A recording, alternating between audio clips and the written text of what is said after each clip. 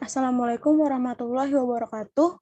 Saya Nisa Nazifah. Saya akan menjelaskan modul 2, siklus penjualan dan penagihan piutang usaha. Pertama-tama,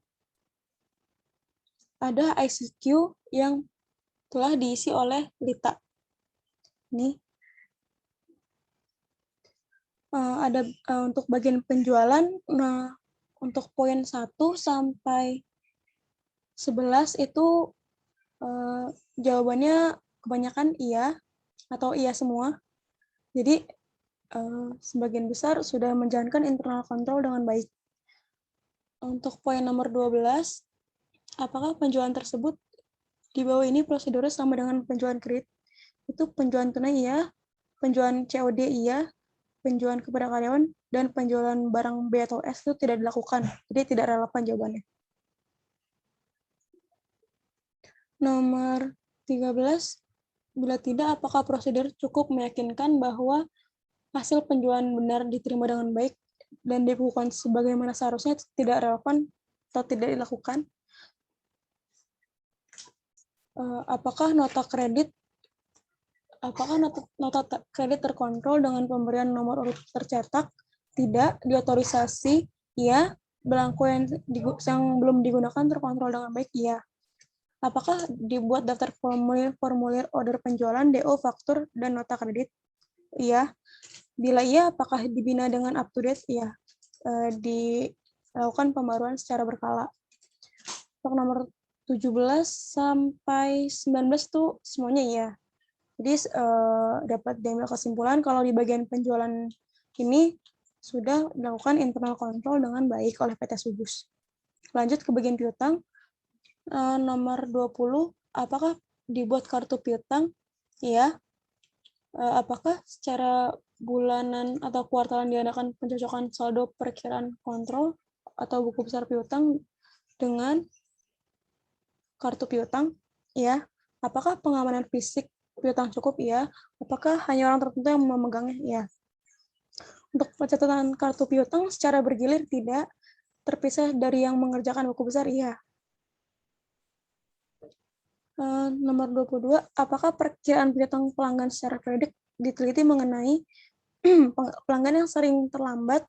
Itu tidak. Bukti adanya salah pembebanan? Tidak. Bukti adanya pelunasan sebagian-sebagian, dan bukti adanya penghapusan tidak dilaporkan? Itu tidak. Iya. Suatu ketidaklaziman itu tidak relevan.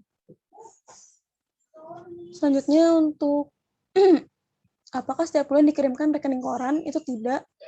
Maka jawaban yang A, B, dan C itu tidak relevan. Untuk nomor 24 sampai 30 jawabannya iya. Untuk nomor 28 itu tidak relevan karena PT Sugus menggunakan metode penghapusan piutang secara langsung. Jadi tidak ada cadangan piutang. Lanjut nomor 30.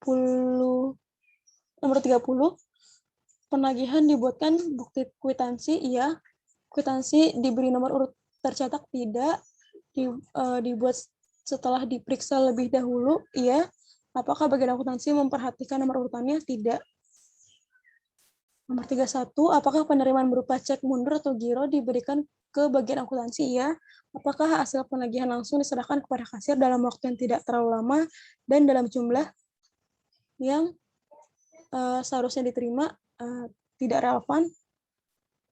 Untuk nomor 33 dan 34 itu apakah ada cek mundur yang dicantumkan nama perusahaan atau klien? Itu tidak. Apakah bagian akuntansi mengadakan jurnal khusus untuk penerimaan cek mundur? Tidak. ICQ, penjualan, dan piutang ini dibuat oleh Lita, diperiksa oleh Dimyati. Untuk periode 31 Desember 2018. Lanjut, untuk program audit, siklus penjualan dan penagihan piutang usaha, itu tujuan audit adalah untuk meyakinkan bahwa piutang yang tercatat merupakan tagihan yang sah dan merupakan milik perusahaan. Validity and ownership. Nomor 2, semua tagihan perusahaan telah dicatat dengan lengkap dan tepat dalam visa batas. Yang ketiga, cadangan piutang tidak tertagih atau penghapusan piutang telah dinilai dengan cukup memadai. Nomor 4, piutang yang dijadikan jaminan atau dihipotekan telah diungkapkan dalam laporan keuangan secara memadai. Nomor 5, piutang telah diklasifikasikan dengan tepat. Untuk bagian yang penjualan, nomor 1, hasil penjualan yang tercatat merupakan milik perusahaan. Yang kedua, hasil penjualan telah dicatat dengan akurat, lengkap, dan tepat dalam kisah batas. Hasil penjualan telah diklasifikasikan dengan akun yang tepat dan pendapatan di luar usaha dicantumkan secara terpisah sebagai pendapatan lain-lain dalam laporan laba rugi. Yang keempat, metode pengakuan penjualan harus sesuai dengan sifat kegiatan perusahaan tersebut dan prinsip akuntansi yang tepat. Yang kelima, hal-hal yang perlu diungkapkan harus dijelaskan dalam laporan keuangan disertai dengan catatan yang memadai.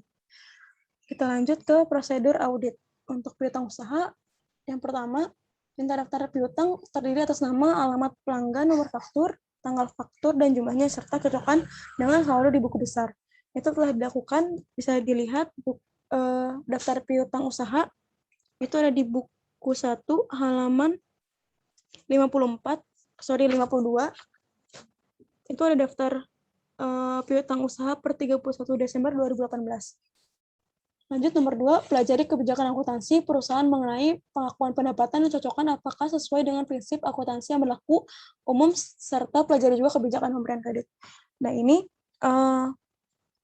PT Sukus ini menggunakan metode penghapusan piutang secara langsung.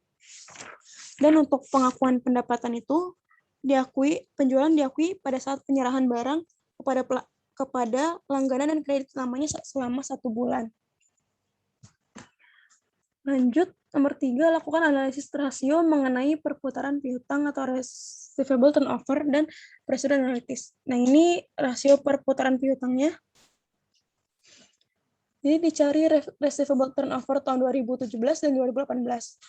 Untuk penjualannya dilihat dari tahun 2017 hingga 30 juta diambil dari sini. Dan menghitung rata-rata piutang usaha itu diambil dari tahun 2016 dan 2017 dibagi 2. Dijumlah dibagi 2. Hasilnya 6,58 kali. Receivable turnover tahun 2018 penjualannya diambil dari penjualan tahun 2018 dibagi dengan rata-rata piutang usaha.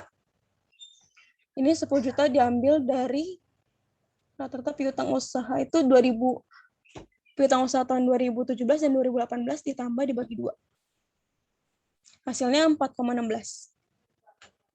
Lanjut ke prosedur audit. Keempat, lakukan konfirmasi dengan memilih sampel representatif. Pemilihan tanggal konfirmasi dapat dilakukan juga atas saldo sebelum tanggal neraca untuk mendapatkan keyakinan atas kebenaran saldo piutang bertanggal neraca. Nah, ini ada di indeks TOC 1. Kita ke TOC 1 dulu.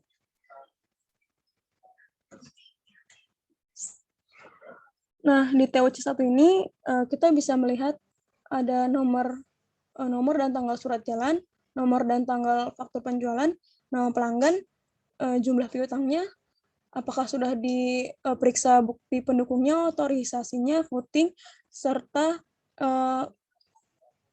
periksa pencatatan ke bukti penjualan, kartu piutang, dan buku besar. Untuk yang tahun 2018 itu ada buktinya, sudah diotorisasi, sudah ada footingnya, dan sudah diperiksa pencatatannya ke bukti penjualan, kartu piutang, dan buku besar. Untuk yang tahun 2018 itu belum ada buktinya, jadi tidak diperiksa. Lanjut, prosedur selanjutnya, tindak lanjuti setiap jawaban konfirmasi dan apabila terdapat selisih diminta atau teliti keterangan dari klien. Ini di indeks EE. Di sini ada hasil konfirmasi setuju, tidak setuju, dan tidak menjawab. Untuk NR ini, untuk yang tidak menjawab, RD untuk yang tidak setuju, dan CB untuk yang jawaban setuju. Untuk jawaban yang tidak setuju ada PT Merdeka, PT Sejahtera, PT Wahana, PT Rimba, PT Tempo, PT Zebra Pratama, dan PT Zera.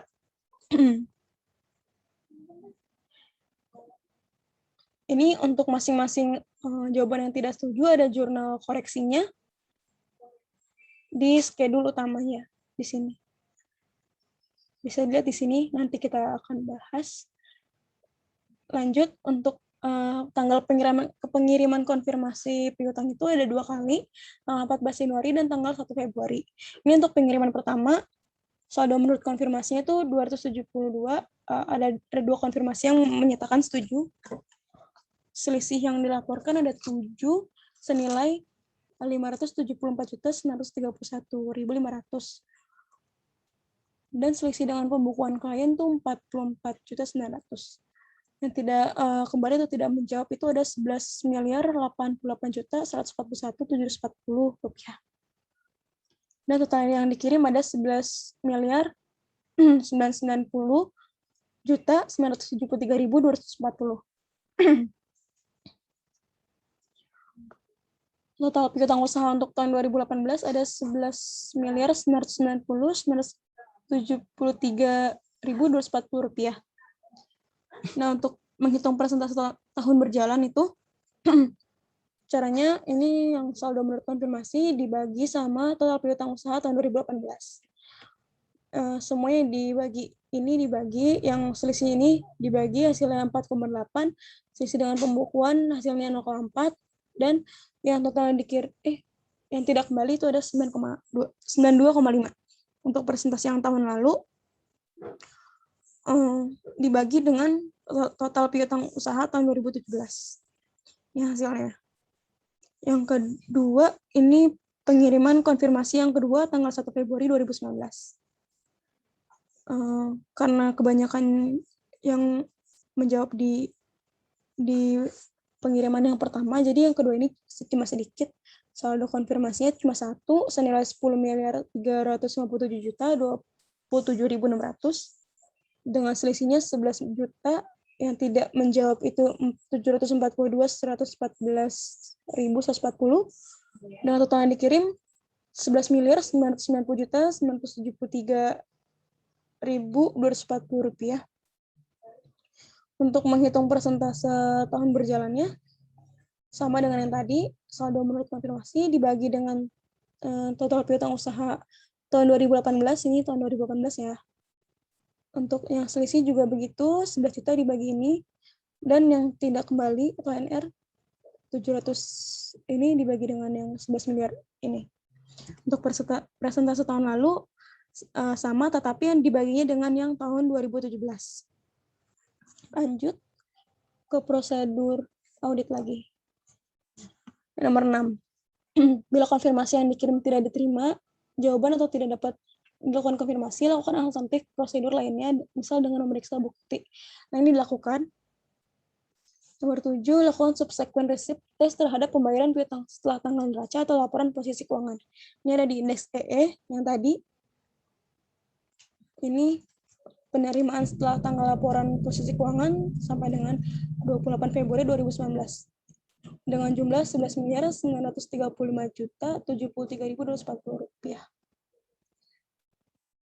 Lanjut, nomor 8, perhatikan atur penjualan yang besar sesuai tanggal neraca atau laporan posisi keuangan. Itu tidak dilakukan. Nomor 9, uji pisah batas penjualan atau sales cut off dengan memeriksa faktur penjualan beberapa hari sesudah dan sebelum tanggal neraca. Itu ada di PL 1.1. Ini ada nomor dan tanggal surat, nomor faktur dan tanggal, nama pelanggan, jumlah piutangnya, ini penjualan, dan tanggal pencatatannya ke buku besar. Untuk yang ini belum ada dokumennya, jadi belum dicatat ke buku besar. Yang tahun 2018. Lanjut. Teliti perjanjian-perjanjian yang berkaitan dengan penjaminan piutang usaha, misalnya kredit bank dan anjak piutang, serta sajikan informasi yang memadai. Ini tidak dilakukan. Verifikasi pencadangan piutang tertagih, ini tidak dilakukan. Bila ada pemeriksaan ditemukan hal yang perlu diperhatikan, ini tidak dilakukan. Yang nomor 13, buatlah daftar koreksi dan kesimpulan hasil pemeriksaan serta saran-saran untuk pihak manajemen.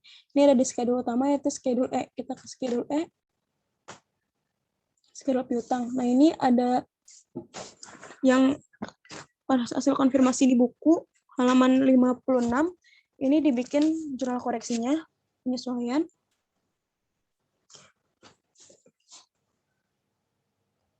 Setelah dibikin seperti ini, angka-angkanya dimasukin ke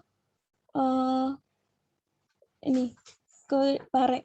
Sebenarnya ini kita masukkan dari indeks EE1 ya, lebih enak karena di sini terlihat jurnal koreksi nomor berapa, angkanya diambil dari jurnal yang mana. Setelah itu didapatkan debit senilai 200, pare debit senilai 213 juta dan pare kredit senilai 96.900.000. Di sini juga saya tampilkan jurnal koreksinya. Lanjut, prosedur selanjutnya yang pajak pertambahan nilai. Periksa apakah klien telah dikukuhkan sebagai PKP. Ini ya. Nomor 2, lakukan rekonsiliasi antara penjualan dengan objek PPN dengan jumlah yang dipungut menurut surat SPM yang tidak diketahui. Poin 3, 4, dan 5, dan 6 yang tidak diketahui di buku. Lanjut ke bagian penjualan. Nomor 1, siapkan schedule utama dari penjualan. Ini di schedule utama penjualan ada di PL1. Ini PL1. Terkait penjualan dan retur penjualan ada di sini. Dan angka-angka ini yang didapat dari pare ada penjelasan dari jurnal koreksinya di bawahnya, tetap saya tampilkan. Dan ada pare debit senilai 30 juta dan pare kredit senilai 180 juta. Lanjut ke prosedur selanjutnya. Minta buku penjualan atau jurnal penjualan serta cocokkan dengan buku besar ini tidak dilakukan. Lakukan penelitian analitis analytical review untuk mengetahui sebab-sebab naik turunnya penjualan selama periode berjalan atau fluktuasi penjualan untuk klasifikasi produk yang dijual serta bandingkan dengan hasil tahun sebelumnya. Ini ada di AHRP 1.3.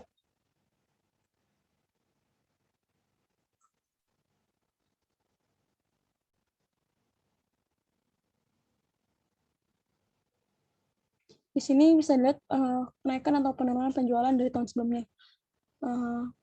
Penjualan per audit 2017 senilai 30 miliar 921 juta 597.850 rupiah. Dan penjualan per klien 2018 itu 42 miliar 586 juta 834.000 rupiah. Ya, ini penjualannya mengalami kenaikan 11 miliar 965 juta 236.150 atau naik senilai 39% dari tahun sebelumnya. Untuk cara bacanya seperti itu untuk yang bawah, yang lainnya. Lanjut. Minta informasi ke pihak manajemen tentang siapa yang berwenang menetapkan harga jual dan dasarnya apa. Apakah kalian mempunyai suatu standar harga serta dibandingkan dengan kebijakan. Nah, ini ada di buku keterangannya yang berwenang menetapkan harga jual itu bagian pemasaran atau di sini namanya Bapak Wansen. Lanjut, yakinkan bahwa semua penjelasan telah dicatat dengan lengkap dan tepat dengan memeriksa secara sampling bukti penjualan seperti faktur, surat jalan, bukti penerimaan kas bank. Pastikan metode pengakuan pendapatan sesuai dengan kebijakan akuntansinya. Ya, ini sudah dilihat di TOC 1 ya. Tadi sudah dilihat. Kalau sudah diperiksa, dicentang-centang, ini belum ada dokumennya yang untuk yang tahun 2019. Lanjut. Waspada terhadap dokumen penjualan yang tidak berurut. Hubungkan pemeriksaan tersebut dengan pergerakan persediaan untuk mendeteksi adanya penjualan yang tidak dibukukan. Ini tidak dilakukan. Periksa secara sampling harga satuan yang tercantum dalam faktur nota debit dengan daftar harga atau kontrak bila ada. Perkalian banyaknya barang dengan harga satuan, perjumlahan dan pengurangan atau potongan, serta persetujuan atas syarat-syarat penjualannya. Ini ditemukan kesalahan pada dokumen faktur penjualan Faktur penjualan nomor FP 231 strip 12 garing 12/18. Ini untuk PT Krakatau menjual Rukofin SP 1.500, kuantitasnya 50 kilo dengan harga satuan 20. Itu salah.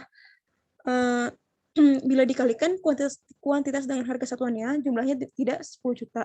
Seharusnya ada di harga satuan ini 20.000. Ya, seperti itu. Lanjut, waspada juga terhadap kemungkinan adanya harga transfer atau transfer pricing. Ini tidak dilakukan. Nomor 9, selama beberapa hari sebelum dan setelah penutupan tahun, bandingkan buku penjualan dan transfer pembukuan ke jurnal dan buku besar. Yakinkan bahwa semua pencatatan telah dilakukan dalam periode yang bersangkutan. Ini dilakukan pada TOC 1. Ini masih tentang pemeriksaan ke buku besar, kartu piutang, dan bukti penjualannya. Lanjut ke nomor 10, waspada terhadap retur penjualan yang besar apabila terjadi setelah tanggal neraca. Adakan pengujian untuk pendekatan akun persediaan, piutang usaha, serta penerimaan kas atau bank sehubungan dengan retur penjualan tersebut. Ini ada di PL1. Ini yang berkaitan dengan penjualan dan retur penjualan ada di sini. Dan ini jurnal koreksi atas penjualan dan retur penjualan. Untuk retur penjualan tidak ada perubahan ya. Ya, untuk penjualan ada pare debit senilai 30 juta dan pare kredit senilai 180 juta yang didapat dari jurnal koreksi berikut. Lanjut, periksa kecermatan pembukuan hasil penjualan cicilan, konsinyasi, penjualan sewa beli. Ini tidak dilakukan. Nomor 12, pastikan bahwa semua hal yang perlu diungkapkan dalam laporan keuangan telah diperoleh informasi secukupnya pada saat kerja lapangan. Ini dilakukan. Yang terakhir, buat daftar koreksi yang diperlukan serta simpulan dan komentar hasil pemeriksaan. Ini ada di schedule utama masing-masing siklus ya. Ini untuk siklus piutang ada di E, jurnal koreksinya, dan yang siklus penjualan ada di siklus PL1. Nah, setelah angka yang didapat di schedule utama ini, kita pindahkan ke bagian neraca atau A21. Di sini ada piutang usaha, parenya sebesar 213 juta dan kreditnya 96.900.000. Dengan menghitung per auditnya tuh caranya per klien ditambah debit dikurang kredit. Ini sama semuanya, habis itu di sum ke bawah. Lalu lanjut untuk ini tidak ada perubahan. Untuk yang A31 ada pare senilai 30 dan 180 juta di kreditnya. Diambil dari PL1, kalau yang tadi, yang ini diambil dari schedule E, atau schedule utama piutang usaha. Segitu saja penjelasan dari saya. Kurang lebihnya mohon maaf. Wassalamualaikum warahmatullahi wabarakatuh.